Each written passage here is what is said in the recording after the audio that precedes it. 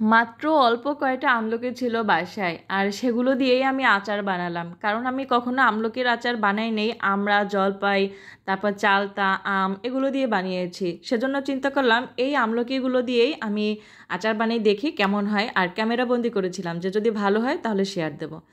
আপনাদের সাথে রেসিপিটি শেয়ার করলাম। এই যে দেখেন, এখানে 3টি শুকনো মরিচ ভেজে নিয়েছি, আর পাঁচফোড়ন ভেজে নিয়েছি, আর দুটোকেই আমি গুঁড়ো করেছি। পাঁচফোড়ন, শুকনো মরিচ এগুলোকে গুঁড়ো করে নিয়েছি। আর দেখেন, মাত্র অল্প কিছু আমলকি ছিল। আর এটা আচার বানানোর জন্য আমি এখানে কড়াইতে সরিষার তেল নিয়েছি, অর্ধেক আখের গুড় আর অর্ধেক চিনি নিয়েছি। আর সুন্দর ফ্লেভারের জন্য দারচিনি, এলাচ দিয়েছি। আর এর ভিতরেই আমি সিদ্ধ করে রাখা আমলকিগুলো দিয়ে দেবো। আমলকিগুলোকে আমি সিদ্ধ করে পানিটা ফেলে দিয়েছি। তারপর এখন এখানে সেই আমলকিগুলো দিয়ে দেব। আর আখের গুড়টাকে আমি একটু ভেঙে দেওয়ার চেষ্টা করছি, তাহলে তাড়াতাড়ি গলে যাবে। আর বিশ্বাস করেন, বানানোর পরে এত ভালো লেগেছে, চিন্তা করলাম যে আরও কিছু আমলকি থাকলে ভালো হতো, আচার পরিমাণেও একটু বেশি হতো। যাই হোক, এখন আমলকি এখানে দিয়ে দিচ্ছি। আর এখন এখানে আমি সেই ভেজে রাখা পাঁচফোড়নের গুঁড়া, তারপরে শুকনা মরিচ গুঁড়া, সেগুলো দিয়ে দেবো।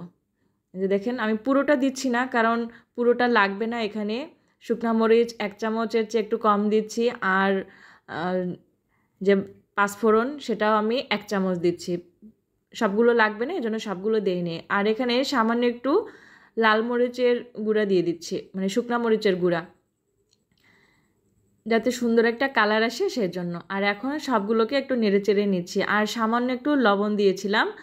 আর এখন এখানে 1/3 চামচ জিরা গুঁড়া আর ধনিয়ার গুঁড়া দিয়ে দিচ্ছি, মানে সব দুইটা মিলিয়ে 1/3 চামচ দিয়েছি, যাতে সুন্দর একটা ফ্লেভার আসে।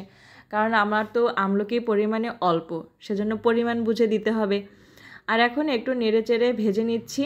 আর এখন এখানে আমি পানি দিয়ে দেব, কারণ এগুলো ভালো করে সব একটু মিশিয়ে নিতে হবে, সেজন্য আমি অল্প একটু পানি অ্যাড করে দিচ্ছি। আর এখন এটাকে আমি নেড়েচেড়ে নেব।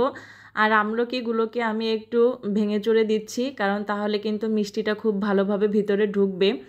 আমার আবার ছোট ছোট ছেলেমেয়েরা আছে, ওরা যদি খায় আর কি, আমলকির বিচিটা ছেড়ে গেলে সেগুলো খাওয়াতে ওদেরকে ভালো হবে, সেজন্য আমি একটু আমলকিগুলোকে ছাড়িয়ে দিচ্ছি। যে দেখেন,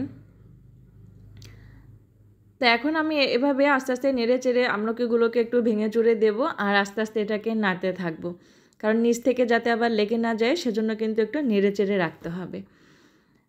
আর এ পর্যায়ে আপনারা একটু চিনিটা দেখে নেবেন, কারণ চিনি তো লাগলে তখন আবার দিয়ে নাড়াচাড়া করা যায়। চিনি যার যে মতো লাগে আর কি মিশিয়ে নেবেন লাগলে।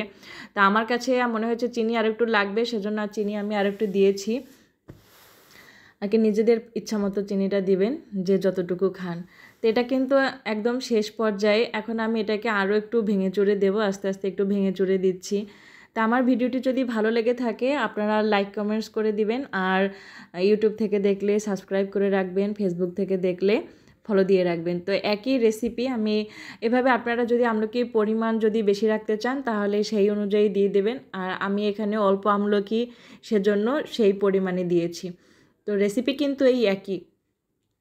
যখন আচারটা বানানো কমপ্লিট হয়েছে, বিশ্বাস করেন, তখন চিন্তা করলাম যে আমলকি আর একটু বেশি থাকলে বোধহয় ভালো হতো, কিন্তু আমি এই অল্প আমলকি দিয়েই বানিয়েছি, কারণ প্রথমবারের মতো তো, সেজন্য আর কি দেখলাম যে কেমন হয় আমলকির আচারটা।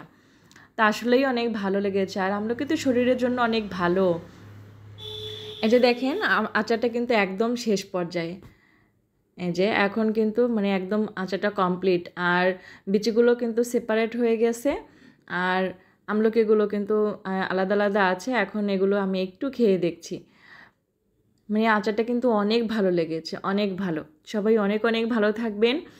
আর আমার সব নতুন নতুন ভিডিও দেখে আমাকে কমেন্ট করে জানাবেন আমার রেসিপিগুলো আপনাদের কেমন লাগে, আমার ভিডিওগুলো আপনাদের কেমন লাগে। সবার জন্য অনেক অনেক দোয়া রইল, আমার জন্যও দোয়া করবেন। আল্লাহ হাফেজ।